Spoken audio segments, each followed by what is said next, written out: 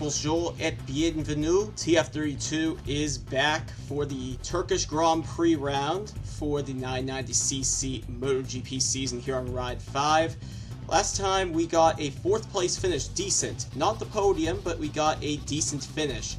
Our teammate Shinji Nakano did not though, so we want to try and rectify that in this round. Head over to the Snetterton circuit instead of Istanbul Park because we just do not have that track unfortunately on this game. As we see now, Barros leads the championship and we are still down in 8th despite that decent finish.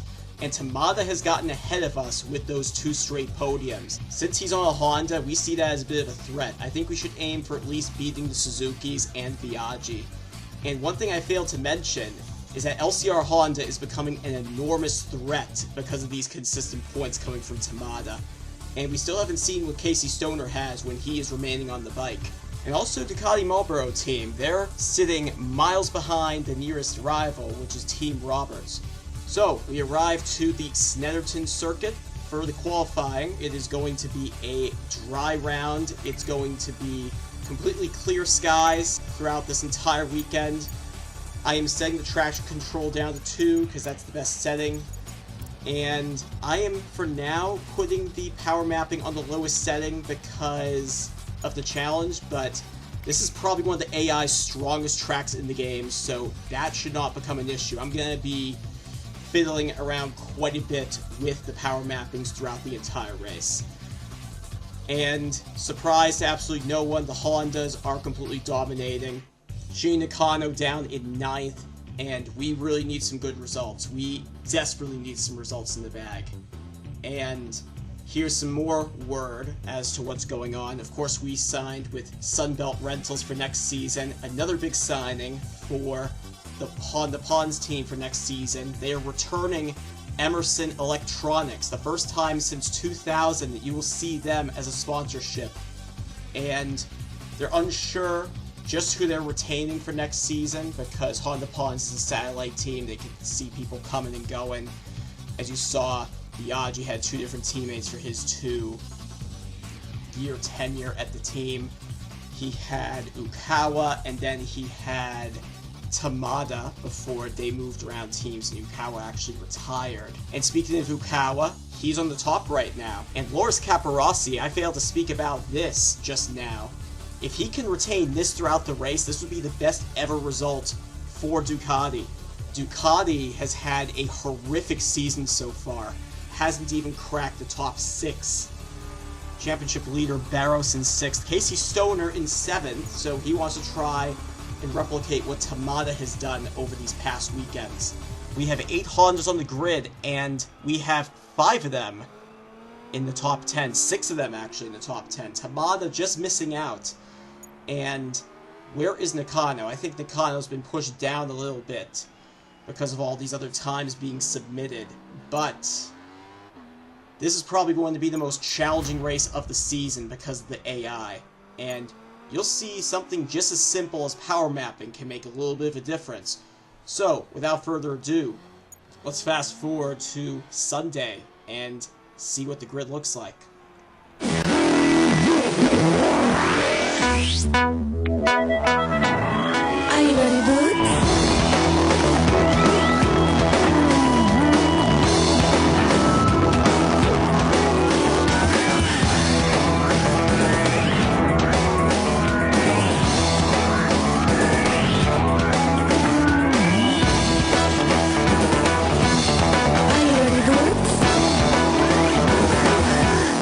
Welcome to the TF32 commentary box. We are here live from Istanbul Park commentating.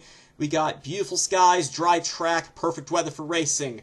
Toru Ukawa on pole position alongside Tony Elias and Loris Capirossi. Terrific from the Ducati rider. Row 2, Sete Gibernau, Marco Melandri, and championship leader Alex Barros.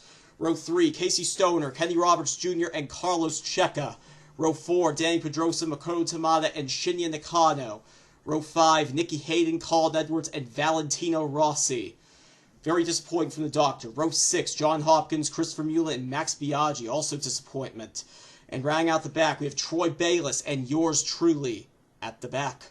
So I believe the big focus for us today as a team is keeping Makoto Tamada and Max Biaggi behind and making sure not just myself, but Nakano as well, can score some amazing points here at the race today. We start from the back. Toru Kawa on pole position here at Snetterton Circuit. Lights are red. They are out, and away we go. And Toru Kawa gets a good start. Loris Capirossi also gets a really good start. He really wants to challenge the lead, show what Ducati still has in the tank. But Toru Kawa denies him, and he is going to lead and make a breakaway attempt here at the Snetterton Circuit, representing Turkey. So, he leads. Loris Capirossi behind. Gibernau in third. We also have Tony Elias very high up. And I did not speak on the amazing start we got. We were able to break through a lot of these guys like a hot knife through butter. But Marco Melandri isn't going out with that fight. He's been a really consistent rider so far. I mean, it's only been 4 races, but he's been really strong. 3 abreast going into that corner. Me, Elias, and Melandri. And Melandri already is attempting to get by Elias. Does he get by? We might be finding out very, very shortly. We're up in the 5th. He does get by. I just wasn't sure if he was still right alongside him. Casey Stoner still up there in the 8th position, I believe. No, it's 7th he's up to. And he's just ahead of Pedrosa, Roberts, and Alex Barros is up there. So we hop along with Casey Stoner on board with him. He is right behind me. Elias, though, he's really challenging for that position. He wants to overtake Stoner as soon as possible. Show that the Yamaha is still competitive. Bukawa. Barros isn't at the front, but he knows what he needs to do as a team to keep Camel Honda Pawns, who just took the lead of the team championship, by the way, to keep them alive and stay ahead of Repsol Honda, because there's 2 very solid riders in the form of Nicky Hayden and Danny Pedrosa that they consistently need to keep up there. Jay Nakano, he's had a very poor start, meanwhile. He is like in the low points, I believe, at this point. We hop along Casey Stoner. He's holding off Pedrosa, who has just gotten by Tony Elias, by the way. So, Toru Kawa leads, then Capirossi, Gibernau, Melandri, Higgins, Stoner, Pedrosa, Elias, Roberts, and that Colin Edwards is up there. Nakano down in 18th, so he had a horrible start, and already we could be considering options for next season, should this unfortunate trend continue. Hopefully it's a fad and not a trend, because if it's a trend, we could be in some really deep trouble if we want to get 5th in the championship, which is my final goal, as I stated before. And look at Biaggi. Something must be wrong with him. He is back in dead last, and he isn't even touching the guys right at the back. I mean, we have the Suzukis and we have Nakano. He's way back there, so something must be wrong with him as we hop aboard Casey Stoner again. And as I've said time and time again, Suzuki that we are riding has a horrible reputation when it comes to the straight line speed. Stoner zooms by, Pedrosa zooms by, Elias is challenging again. So really, everything we need to make up on is on the turds as we collide into the back wheel of Danny Pedrosa. At this point, I'm honestly just trying to flicker through the power mappings and just see how different my racing experience could be if I go down to the rain mapping, because in this game you have 3 mappings. You have the full power mode, you have eco mode, and you have rain mode. And this track, rain mode is almost like a death sentence. If you want to finish outside of points, you do that. Elias zooms by us, on board with Alex Barros, he gets by us. And next up to attempt to get by us is the 2000 World Champion Kenny Roberts.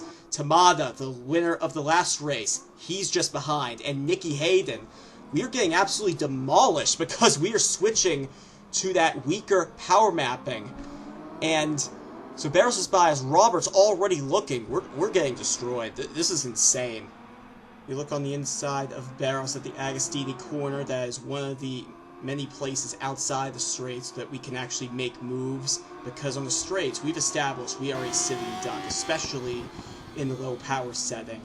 So mid-corner, I'm saying to myself, alright, I think I've gotten all of my data. I cannot use this setting if I want to be competitive and get some points for this team. So on the straight, I decided to bump it up to eco mode. That was my original plan, and I'm going to just try and close. As unexpectedly, we see Kenny Roberts out of nowhere just bump right into the back of us, as the AI often do, and he wants to make a move. And already, right out of that corner, we are staying with Elias and Barros. There isn't a ton happening in the back other than Nakano and Biaggi failing miserably to keep touch. And as you can see, Biaggi is probably a second and a half behind as we go really wide into that final turn. And going into Murray's, which is the final turn, we try to get a good exit, and we just can't do it on this bike. There are two straights, very similar to Suzuka, and in both of those straights, you get destroyed as long as you're on this bike. So we go 3 abreast. 3 Americans, myself, Hayden, and Roberts, looking to get a hold of this position. I believe we're fighting for 8th position as it stands at the moment. 9th officially, as we go really wide in Montreal, and Kenny Roberts looks on the inside.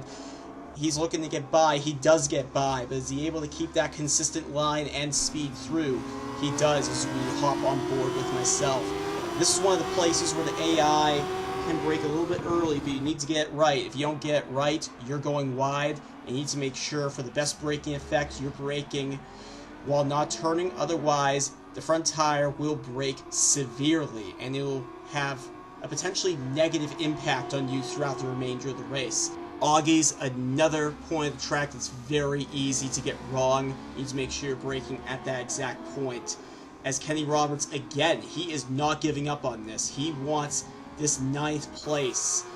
And very weak part for us. We got 4 riders with Nicky Hayden, Roberts, Tamada, and Colin Edwards. Most of us American for this 7 points that we are desperately trying to get, because we know Nakano, he ain't doing anything. He's down 18th.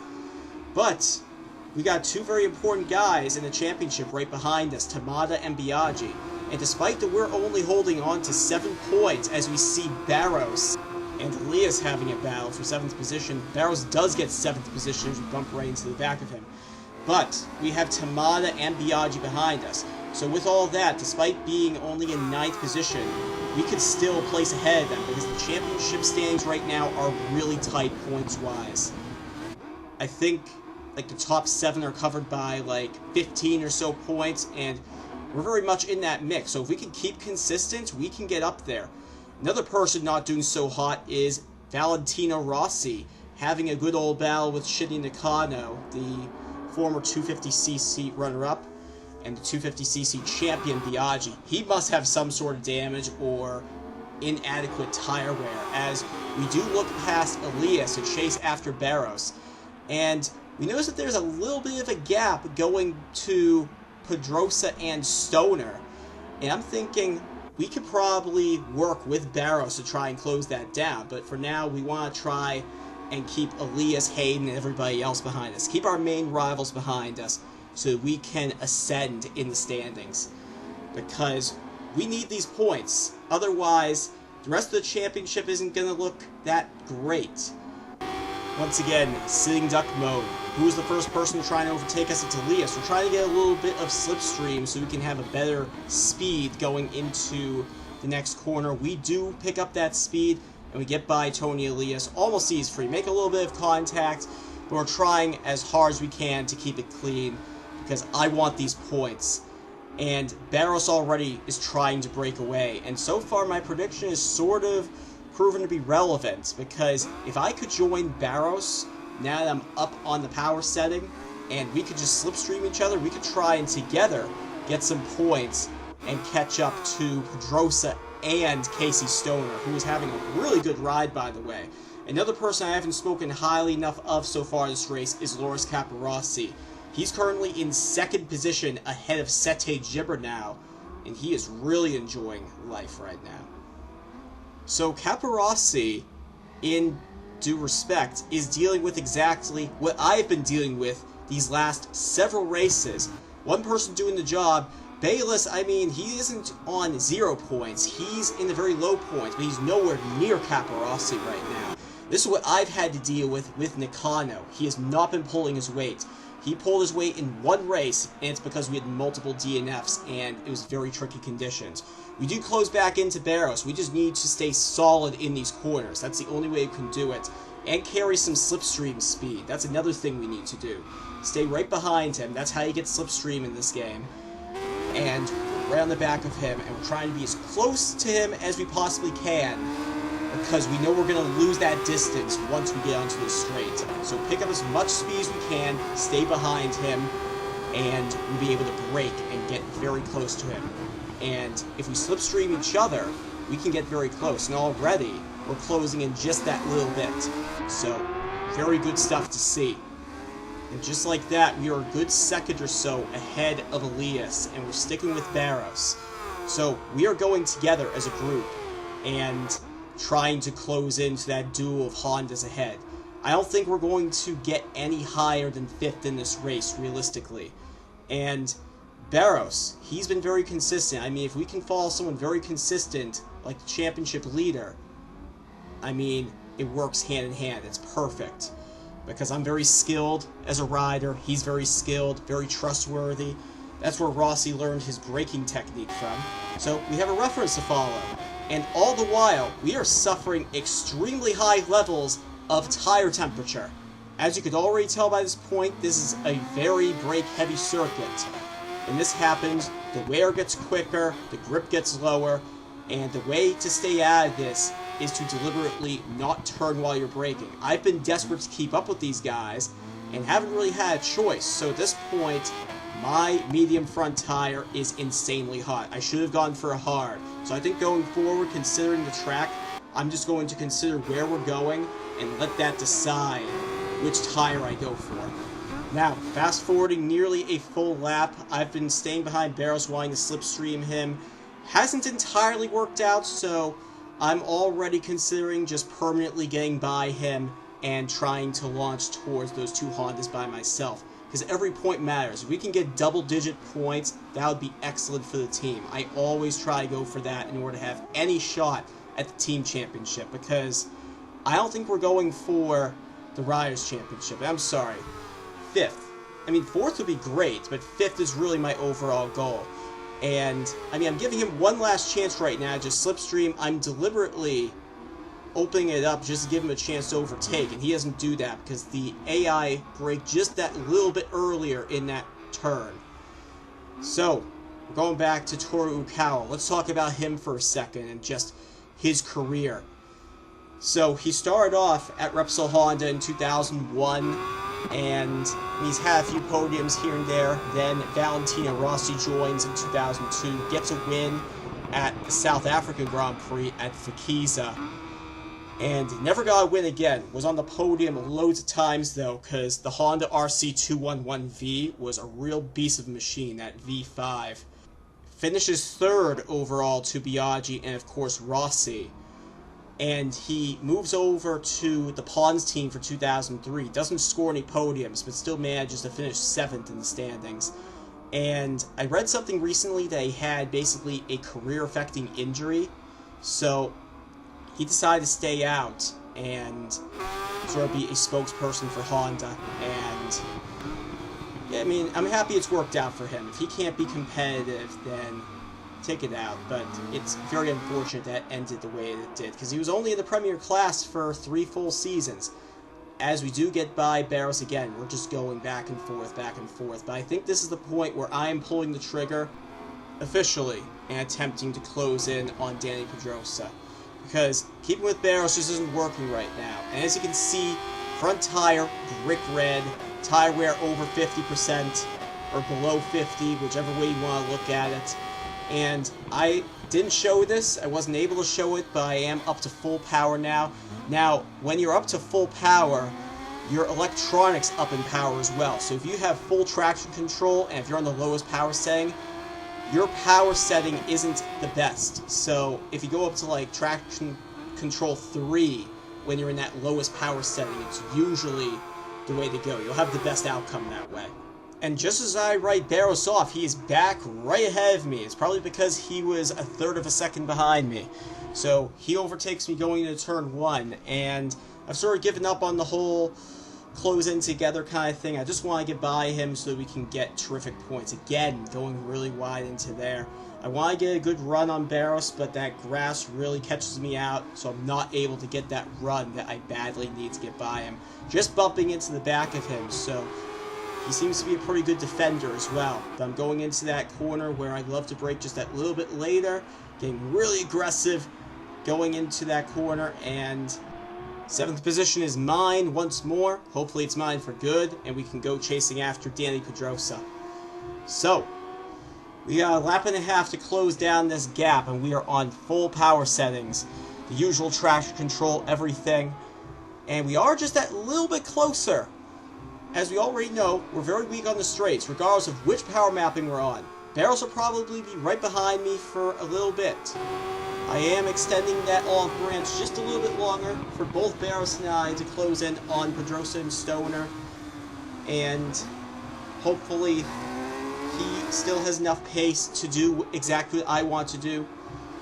But of course we get into these turns, and I'm just far superior in the turns. I just handle them a little bit differently than the AI do. And this can be easy. If you go wide here and you go into the grass, you're pretty much done. That's probably going to be your race over, even in real life, honestly. So we close in that little bit. I think we are now just under a second behind Pedrosa as we go on to the final lap of this race. Pedrosa just a sniff away. I don't think we're going to be able to get Stoner, but we could totally get Pedrosa if we figure it out just right, plan it out, so that we are just within striking distance. So I'm braking really late here, trying to get this corner right, because this is the one that I've had the most error rate on, probably in this entire race. Capirossi.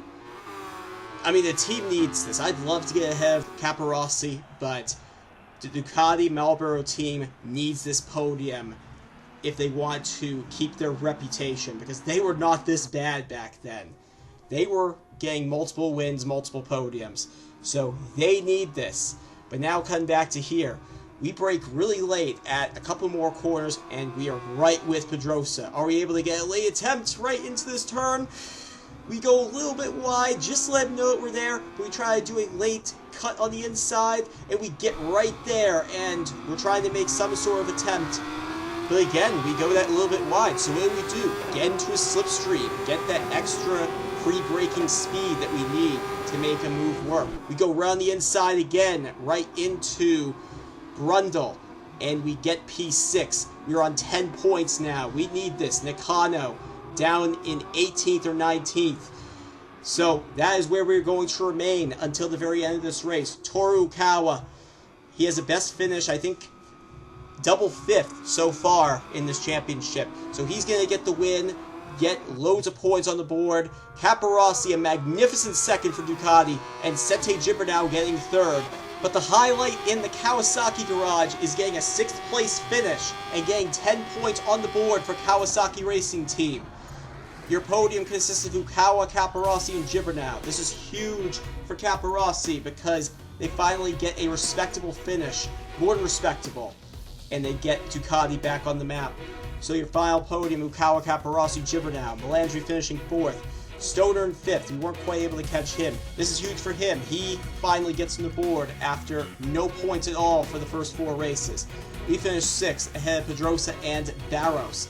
Still going to be the championship leader after this is over. Elias in 9th, Hayden, Edwards, Tamada, Bayless, Cheka, and Hopkins. Those are your final points finishers.